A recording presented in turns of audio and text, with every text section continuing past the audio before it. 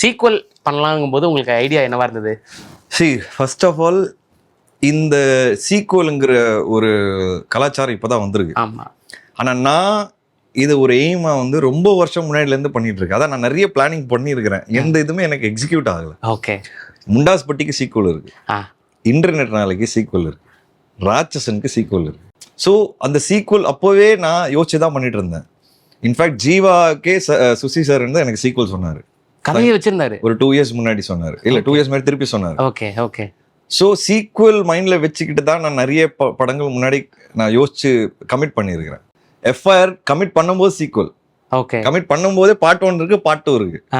So அது நடக்கலை. இந்த மாதிரி நிறைய மிஸ் ஆச்சு. இன்டர்நெட்னாலே அனௌன்ஸ் ஆகி நடக்கலை. முண்டாஸ்பட்டி இன்னும் நடக்கலை, ராட்சசன் இன்னும் நடக்கலை, நடக்க போகுது.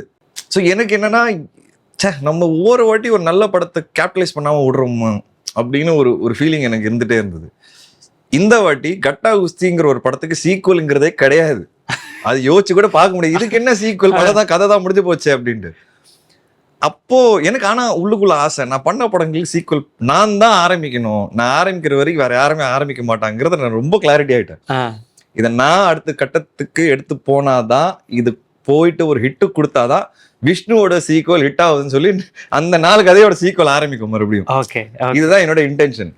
அப்போ டைரக்டர் வந்து என்கிட்ட கதை சொல்லும் போது வேற ஒரு கதை தான் சொன்னாரு. அது வேற சப்ஜெக்ட், அப்படியே டோட்டலா வேற சப்ஜெக்ட், சீக்வல் சப்ஜெக்டே கிடையாது.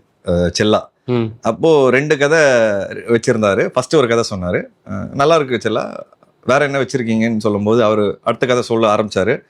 இல்ல வெயிட் பண்ணுங்க, எனக்கு ஒரு ஐடியா, சீக்வல் பண்ணலாமா கட்டா குஸ்திக்கு அப்படின்னு. சார் நானும் அதான் யோசிச்சேன், எப்படி சார் பண்ண முடியும், எனக்கும் தெரியல அப்படின்னு.